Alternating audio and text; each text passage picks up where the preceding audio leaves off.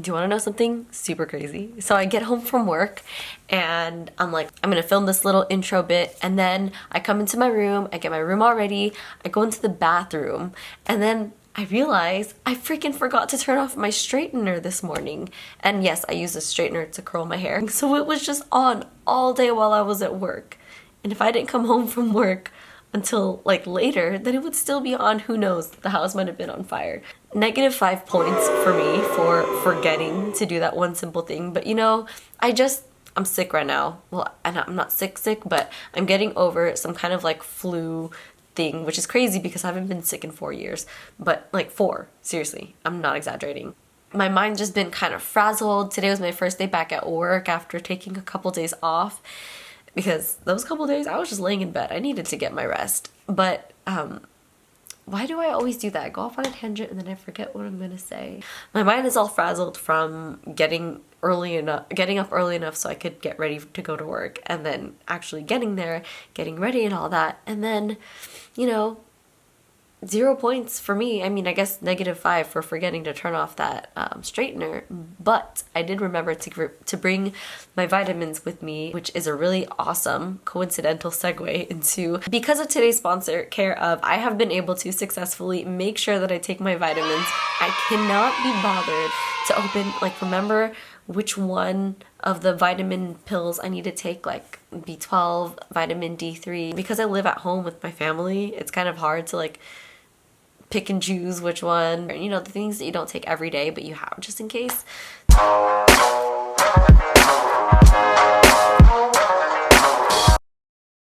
Yeah, I can't be bothered to pickle through all of those to find the ones that I need.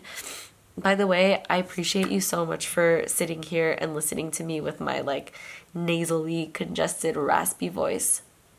You're a real one for that, and I appreciate you. When I'm sick, when I'm not feeling well, I don't want to go through all those. So Care of has really made this time for me really, really good when it comes to vitamins, because basically all I gotta do is open the cupboard and grab one of these babies, which is one of my personalized vitamin package, and just bring it with me to work.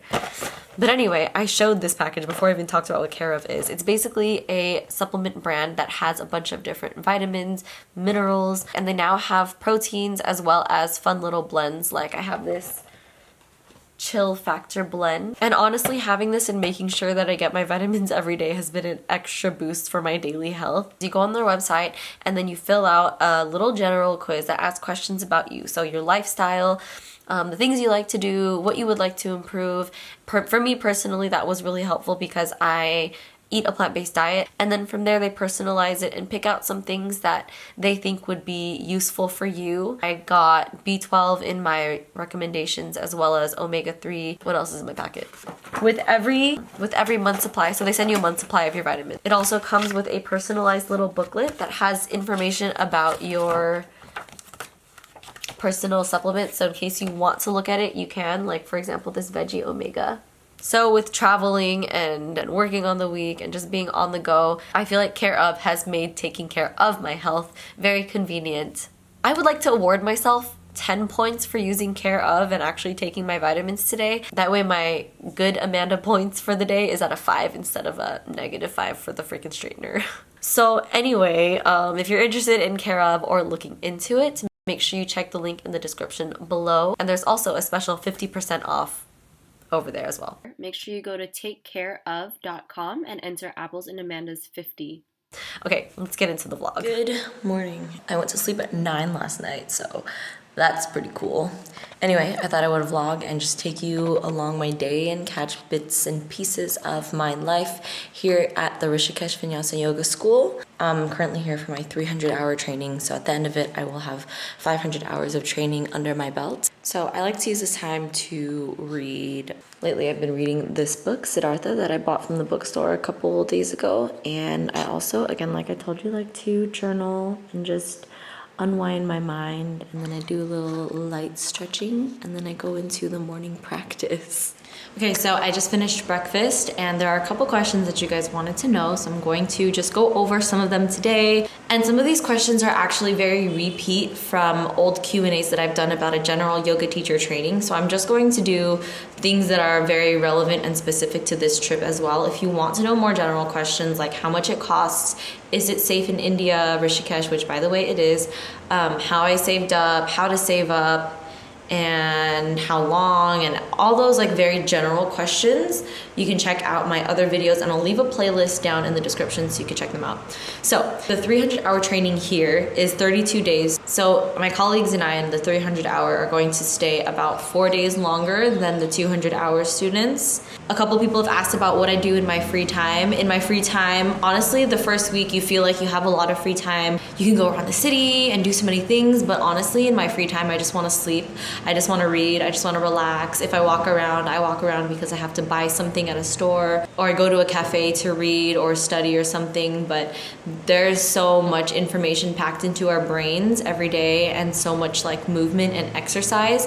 You think yoga school is not exercise or very like calm and peaceful? Like, it's very different from a regular teacher training in the United States or just one that's not residential or like a straight month, because with those you get breaks in between. But for this one, you get breaks and you go to sleep and you wake up and you do the same thing over and over again. It's very physically demanding, I would say, but you don't have to be super fit to be going to yoga teacher training. You don't even need to know yoga. I have some friends here that have never, like, this is their first time doing yoga ever.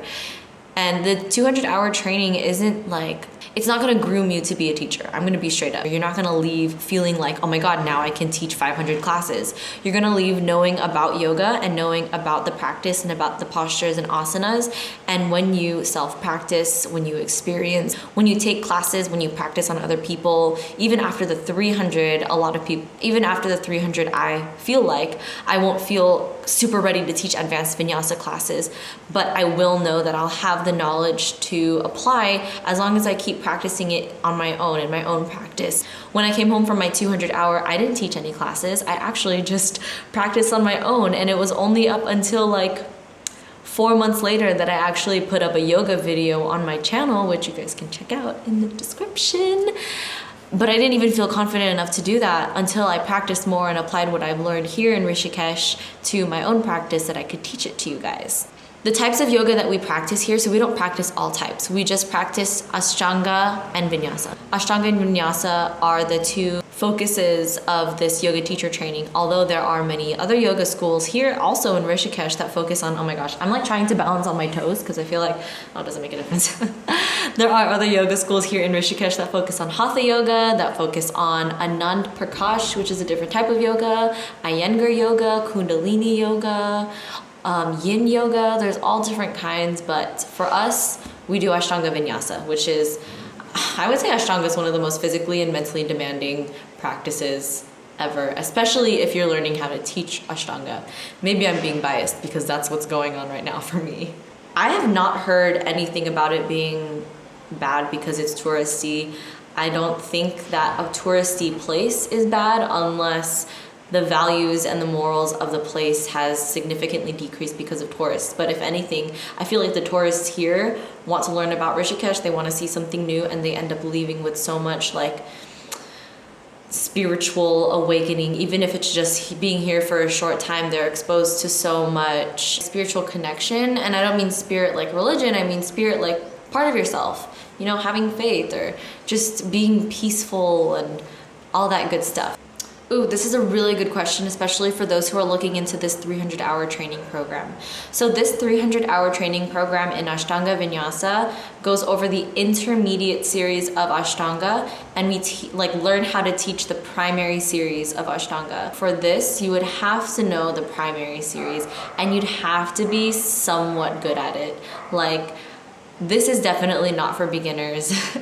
The The 200-hour, yes, you learn all about it. You learn the poses, the breaths and stuff. So it's a really good learning and foundation course for you. But if you don't know the primary series, if you're not practiced in it, if you're not well versed in it, the intermediate series, learning in this 300 is going to be so difficult. And I feel like what we're learning in the intermediate series, we're definitely not going to be able to teach, but it's more for like learning in our like own expansion of yoga. It's not like you can't do it, it's just that it's going to be very, very difficult for you. And you might as well start from where you can and what's comfortable and what's available to you, rather than trying to reach beyond that and make it hard for yourself, and then you just end up not liking what you're doing. And the whole point of this whole thing is to enjoy yourself and to learn and to just be happy. So you just don't want to put yourself in a position where you intentionally won't be happy for a very long time. Honestly, it's just easier to do yoga in general if you are flexible, but it's also easier to study and go to school if you have a photographic memory, right? But the thing about flexibility is you can always build up flexibility. You can always increase your flexibility. Knowledge really is what you want to be coming here for. Knowledge is what I came here for. All the flexibility, the strength building, that takes time, and that's stuff that's going to be happening outside later after my training. But the learning and the experience and just the self-expansion and growth that I've been going through here in these past 2 trainings definitely doesn't compare to anything else. The last question has to do with teacher training abroad, or which teacher training to go to and which I recommend. I might be biased, but I honestly believe that if you have the time and if you have the money saved up, which it's honestly not even that much money, if you commit to it after a year or 2 of saving, you can afford a trip to Rishikesh to do a yoga teacher training school for a month and change your entire life and just skyrocket into becoming your better self. Not to say that this is the only way to become the best self you could ever be, but it's just an incredible experience. Sorry for the dog barking, by the way. There are other teacher trainings like the ones that you do like 10 hours per weekend for a long, long, long time. And there are some pros to that. Like you have time to digest the information and come back and reflect with your peers and your colleagues. But with this, it's like I just go straight through, I learn all the material. I just also get immersed in this whole community of like-minded people, not only at this school, but all around the city of Rishikesh. It's just a really nice way to get in both travel, learning growth experience, as well as learning about yoga and learning about asanas. I get the full essence of yoga here. There's some yoga studios I've been to that, I don't know, they just didn't seem like I didn't feel the yoga essence. And I'm a very big vibe person. Again, it could be a biased thing. We're all living in our own worlds. We all write our own stories, but that's just my personal experience. Here, you're with a whole cohort of people that you could just bounce ideas off of. You just make lifelong friends. Every day you see them, every single meal. You go out to hang out with them. You learn the same things. You learn different things with them. It's just a good experience for me, and it helped me learn a whole new outlook on life. I feel like every time I stop talking, this dog stops barking. It is time to go to the next class, so I will vlog a little bit later. Gonna get myself some hot water with some tea. It's in between classes and our teacher's late. And I come to realize that happens a lot here. Teachers are just late. And I think it's just like a yogi thing, honestly. Oops, I got the wrong stairway. Yeah, I feel like it's a yogi thing to just be late, or I'm just trying to make myself feel better because I'm always late to things. Dude, those pants look really nice. Can I touch them? Yeah. That is the correct way to understand them. Yeah, it's the Mysore style. The correct way. But then everything else is the same.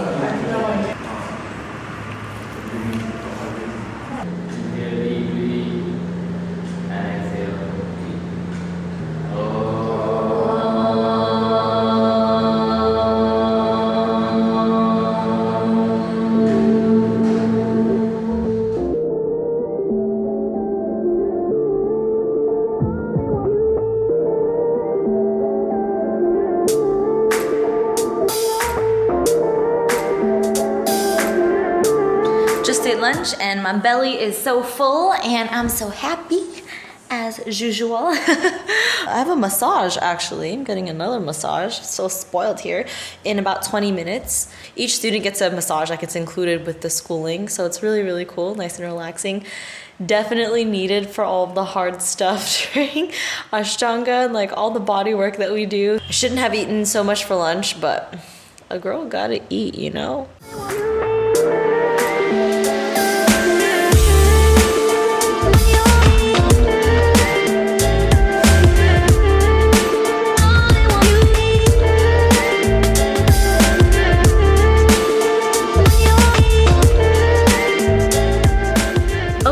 That is the end of the vlog. I hope you guys enjoyed watching that, and I hope that you have been enjoying this series so far. I hope you guys are having a wonderful morning, noon, day, or night wherever you are, and I'll see you next time. Bye.